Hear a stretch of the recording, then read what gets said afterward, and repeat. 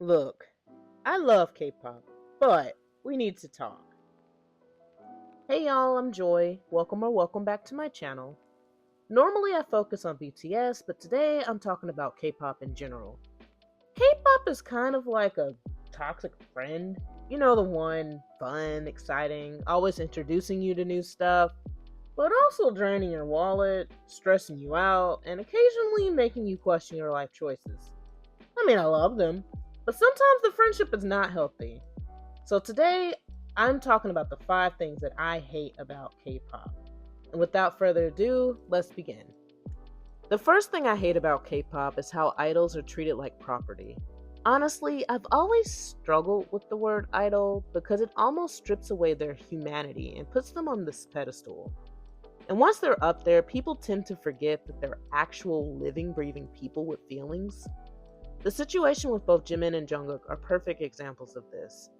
In Jimin's case, an ex released a video of him just to prove they dated. First of all, why was this even considered a scandal in the first place? The man is almost 30, so it's highly likely that he has dated.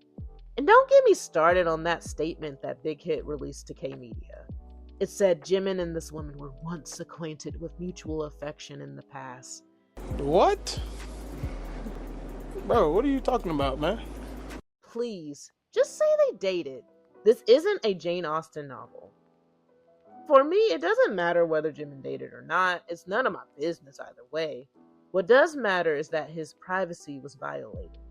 He was recorded without his consent and forced to reveal a past relationship, which unfortunately is still treated like a huge deal in K-pop. And then you've got Jungkook, who was literally the victim of a home invasion.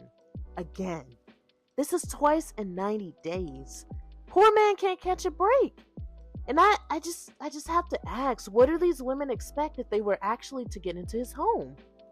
That Jungkook would greet them with open arms and serenade them with euphoria? No! He'd call the police or seek BAM on them. Wait a minute! Who are you? Look, don't get me wrong. I would love to do karaoke with Jungkook at his house, but if he didn't invite me, I'm not showing up. Please let him feel safe in his home. And that's just with BTS. There was also the send-offs of ATs, some stays getting mad at Bangchan for commenting about the weather.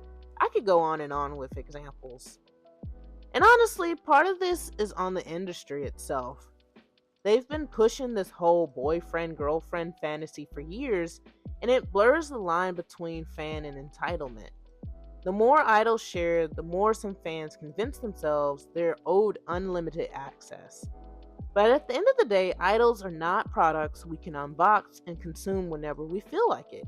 They're people. And way too often, both fans and the industry forget that. Speaking of fans, the next thing I hate about K-pop is the constant fan wars. It's so exhausting. One group hits a milestone, and instead of celebrating, another fandom rushes in to tear them down. Why? Why? Why? Why? Why? Can't we just enjoy something without turning it into a competition?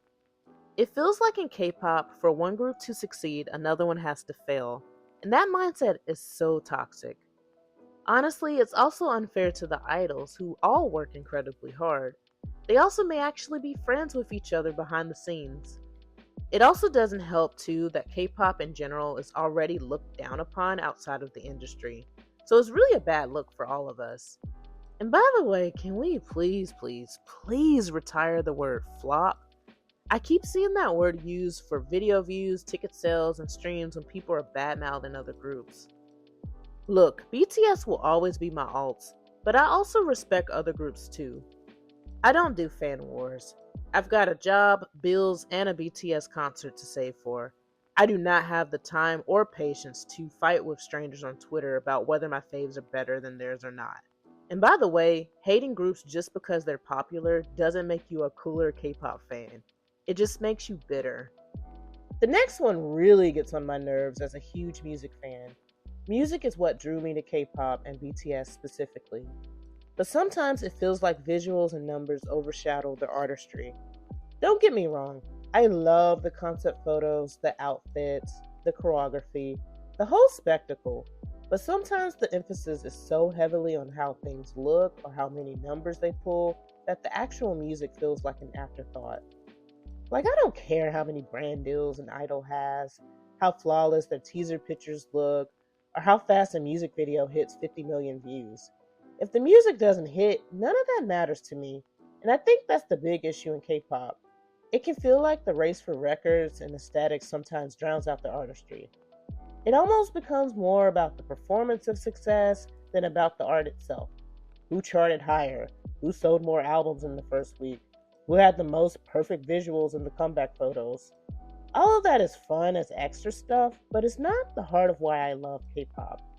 K-pop is an industry, I get that, but music should always be the foundation, not the decoration you tack on at the end. This one is painful for my wallet. I have noticed that since I've become a K-pop fan, I am overall a happier person. But I've also noticed that I'm also a bit poorer too. K-pop can be an expensive hobby, and a lot of it comes from the way that companies push frequent shows, endless merch, multiple album versions, and fan call lotteries that require bulk buying. I know that this is partially on us as fans. For instance, did I need to buy every version of August D's D-Day album from Weverse? No. Did I do it anyway because what if I won a fan call with Yoongi? Yes. Did I win? No. But, at least now I have closure and won't go through life wondering what if. And I have 3 copies of the same album. The way K-pop companies push this stuff feels borderline predatory at times.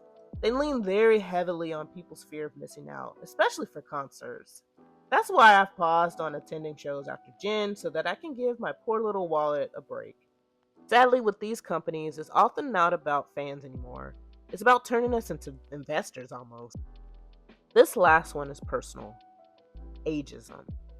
I'm 34, which I think is still pretty young, but apparently in the K-pop world, I'm creeping into my Ajima stage and should start considering nursing homes soon. I really hate the concept that you are suddenly a hag if you're a K-pop fan over the age of 24. I'm sorry, since when did enjoying a music genre come with an expiration date? Let people enjoy things. Most of the K-pop fans in my life are in their 40s, 50s, and 60s. I'm actually the magnate in my BTS group chat, so older fans are definitely out there and thriving.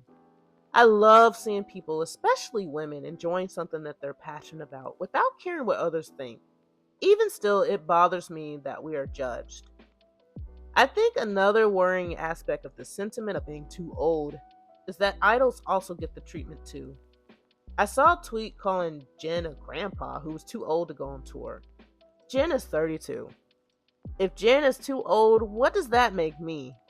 Dang, maybe I should have sent in my application to a nursing home a while ago. Guess I should go ahead and pick out my bingo cards now. Jokes aside, it is such a silly belief, and some fans wonder why groups are dropped in favor of newer, younger groups. I'm excited to see what BTS has in store for Chapter 3. Maybe they will challenge this ageist belief in K-pop, with most of the members being in their 30s now. Who knows? It would be great to see K-pop idols have longevity in their careers like other musical acts. Either way, I will still listen to K-pop, and I hope you will too. Music has no age limit, and neither does being a fan. I fully intend to stand BTS as long as possible, and if I'm doing fan chants with a cane in my hand, so be it. Comment a grandma or grandpa emoji if you're older than 24. At the end of the day, K-pop is chaotic, expensive, and sometimes straight up exhausting. But just like that toxic friend, I can't quit it. And honestly, I don't want to, because for everything I hate, there's at least 10 reasons that I stay. Which, spoiler alert, is exactly what I'm going to talk about in the next video. What are some things that you hate about K-pop? Drop them in the comments. Okay, that's it for now. See you in the next one.